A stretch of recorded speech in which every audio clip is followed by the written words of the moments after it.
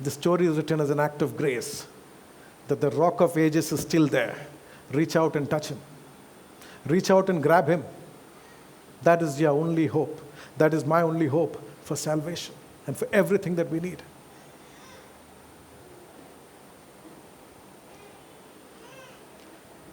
I want to move to the third and final story. There is this demon-possessed man. We all know the story. Jesus casts out all the demons.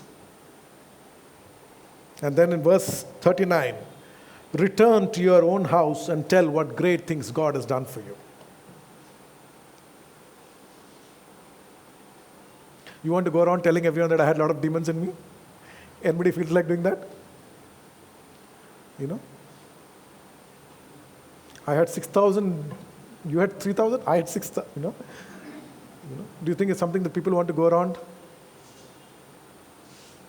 If somebody's daughter had demons, you think the mother will go around saying, you know, Pandit, she had all this. You think anybody will talk about this? But Jesus is telling this guy, go, return to your own house and tell what great things God has done for you. And he went his way and proclaimed throughout the whole city what great things Jesus has done for him. Again, we don't know the name of this man. Jesus' idea, the Holy Spirit's idea in writing the story is not to name and shame, but to tell every person who's not tasted of the grace of God that no matter what is controlling you, it could be drugs, it could be sex, it could be drink, it could be whatever. You know, I mean, just crazy after money, it could be crazy after fame, it could be crazy after acceptance, it could be, you know, you're crazy after whatever. It doesn't matter what is controlling you, he can set you free. That day, Jesus took a boat over a stormy sea. The waves were all over to reach one man, and to set him free. Today, Jesus is coming over the airwaves into your house to set you free. It's only the nature of the waves that are different. One is sea waves, this one is air waves. But Jesus is coming in to set you free. He is still the same yesterday, today, and forever.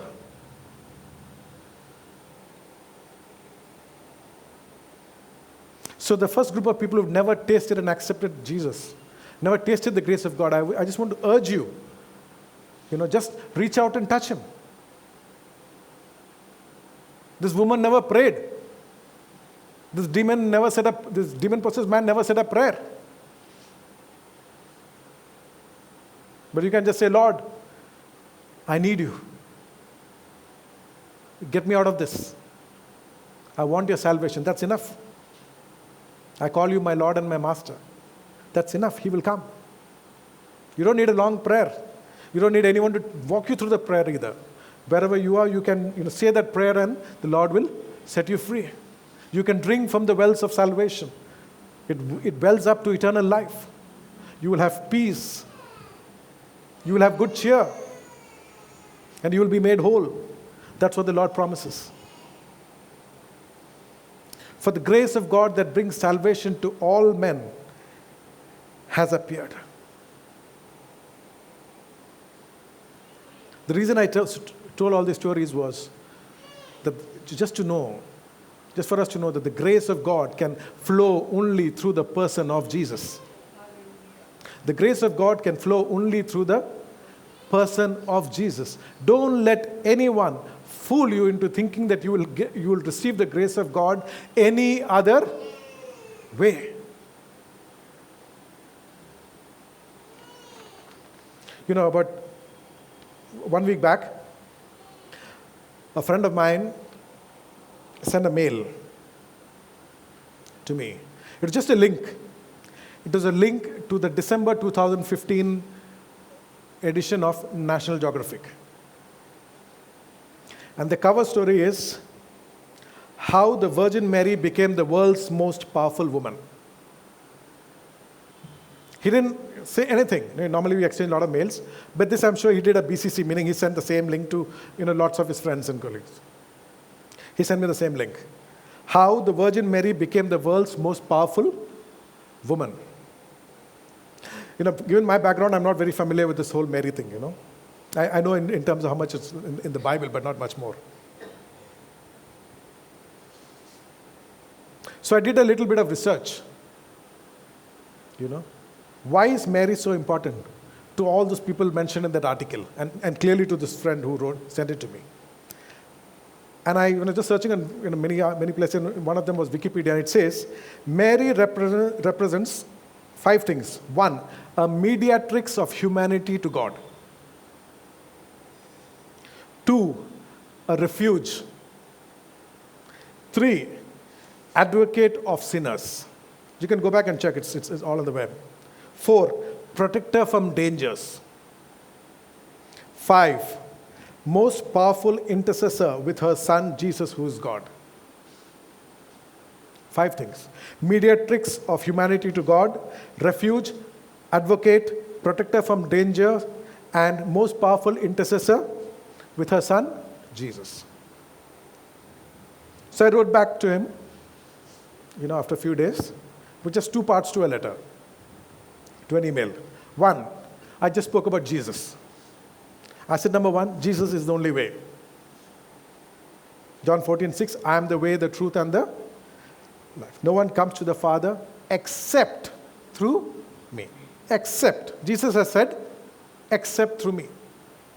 There's no grammatical loophole there for anybody else to come in that gap. Nor is there salvation in any other. It's only Jesus. I actually gave him a lot of verses for each of these points, but I'm just, for want of time, I'm just sharing one verse.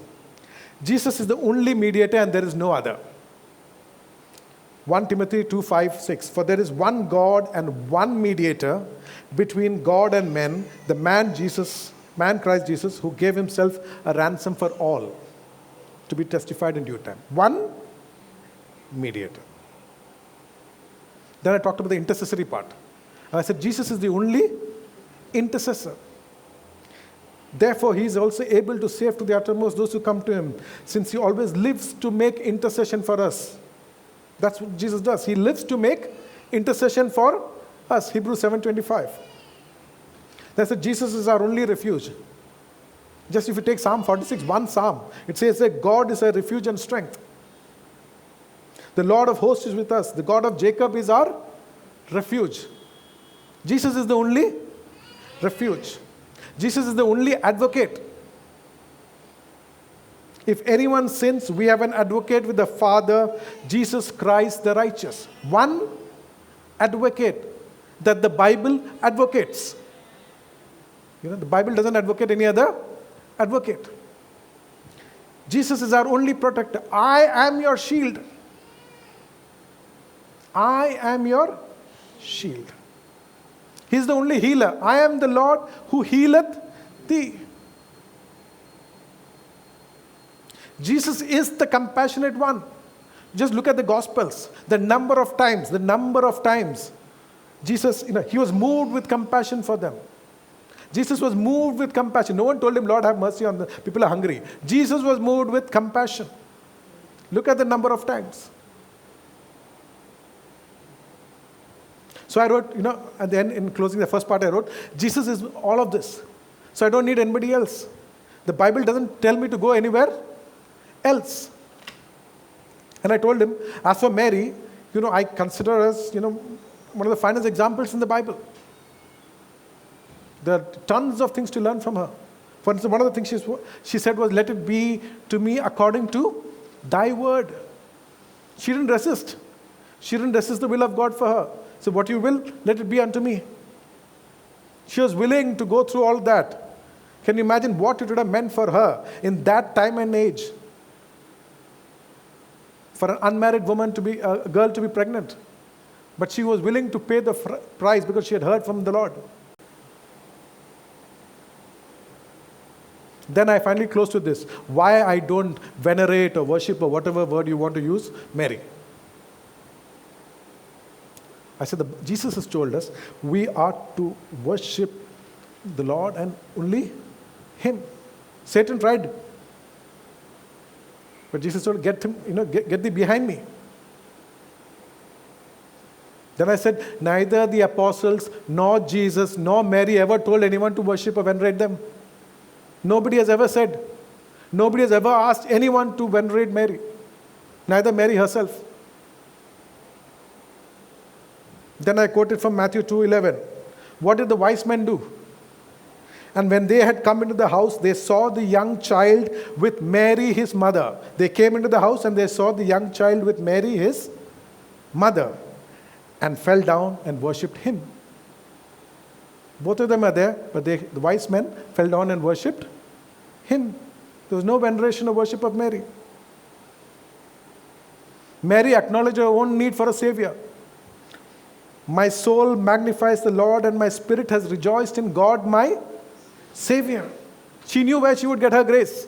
Mary was very clear. My soul rejoices in God, my Savior.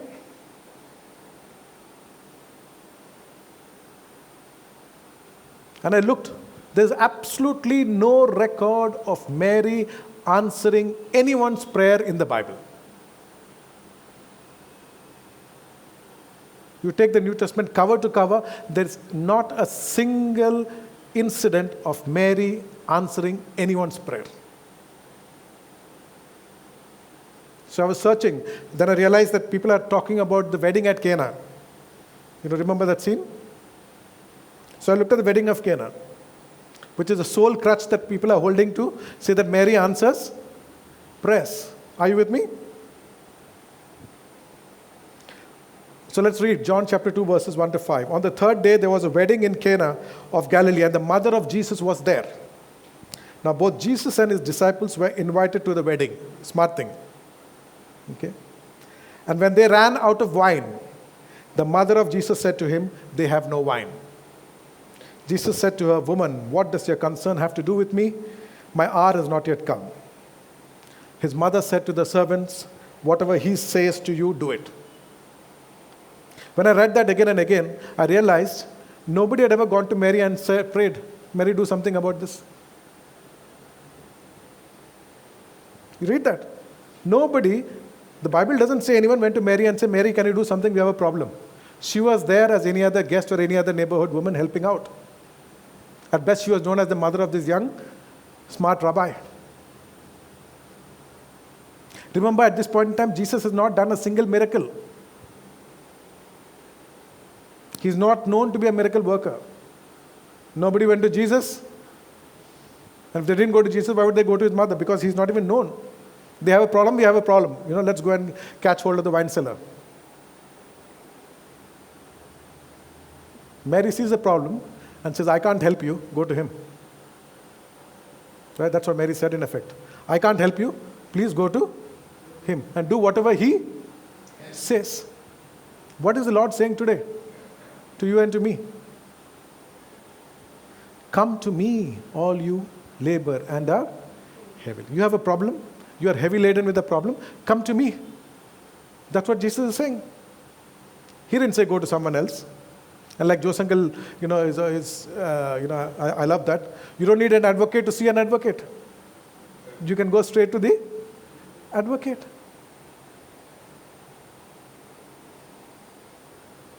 We are no longer strangers or foreigners.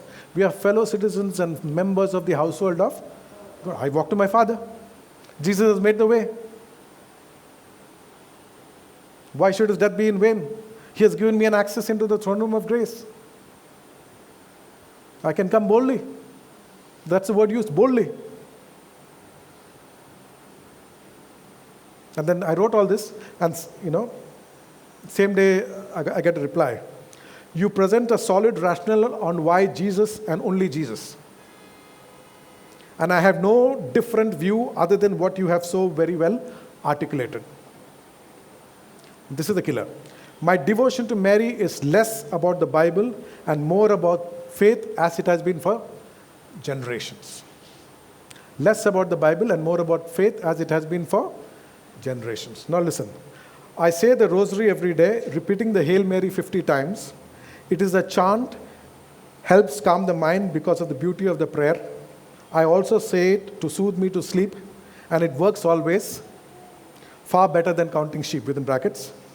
Also, it feels I have been connected to my mom. She would not desert me. So there is calm, there is sleep, and there is mother's love. These are the three core reasons. So when I looked at the scripture again, if Mary actually gives this, I found Mary doesn't give all this. The only person who can give all this is Jesus. Peace I leave with you. My peace I give to you. Philippians 4:7, and the peace of God which passeth all understanding shall guard your hearts and minds through Christ Jesus, not through anybody else. Let me tell you why Jesus is the only person who can give you peace. We know it. But there is a very good reason, absolutely irrefutable reason why Jesus is the only one who can give you and me peace. And that's this. Isaiah 53:5. Part of that verse says, the chastisement of our peace was laid upon him. Only the person who has borne the price for everything that we deserve can offer us his peace in return. The chastisement for our peace was laid upon him. That is why Jesus is the only person who can give us peace. How can we go to anybody else for peace when the Bible is so clear? You want to sleep? The Word of God says, for he gives his beloved sleep. The Lord gives his beloved sleep. Psalm 4:8 says, I will both lie down in peace and sleep.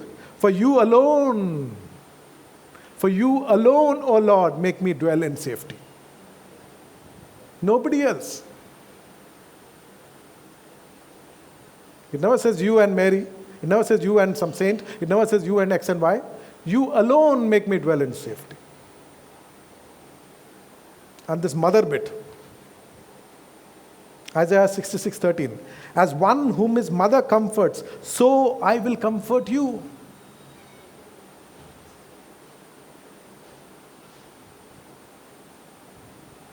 For every parent, every child whose mother is no more, as one whom his mother comforts, so I will comfort you. Can a woman forget her nursing child and not have compassion on the son of her womb? The Lord says, surely they may forget. This earthly mother that you're banking on somewhere, the Word of God says, surely they may forget. You think when she's watching a great movie, she's thinking of the child?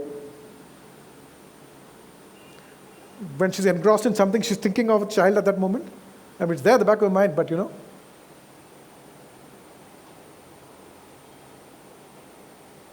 behold what manner of love the Father has given us, that we should be called the children of God.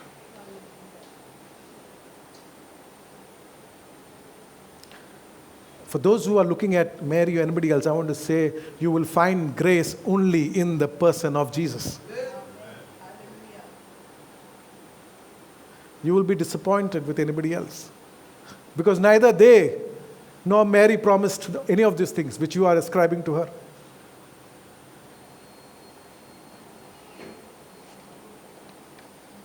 I just want to close, in the next 5 minutes with just one thing. I had lots more to say, but I'll just close with one thing. Why do some people find it difficult to understand the Word of God? Why do some people go after Mary and the saints or whoever else in the world when God has made himself so clear? I want to close with the verse that we began. And the Word became flesh and dwelt among us, and we beheld his glory, the glory as of the only begotten of the Father. Hear this, full of grace and truth. Verse 16, and of his fullness we have all received, and grace for grace.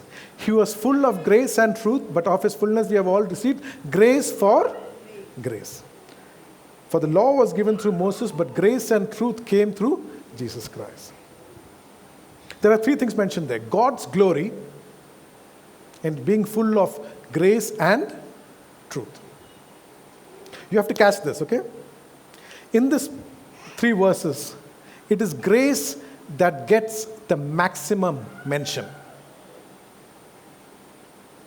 Are you with me? Grace for grace, full of grace and truth. But grace and truth came through Jesus. The word grace is the word that gets maximum mention in these three verses. Second, it is grace that is always mentioned first. It is not truth and grace, but grace and truth. Remember that. It is always grace first and then truth later. John could have said, of his fullness we have all received truth upon truth. But that's not what John said. John said, of his fullness we have all received grace upon grace. The reason is, we see God's glory by first receiving his grace. It is always grace first.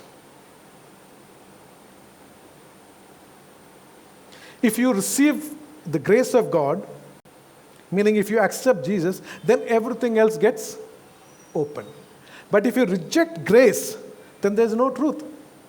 Because it's grace first and then truth.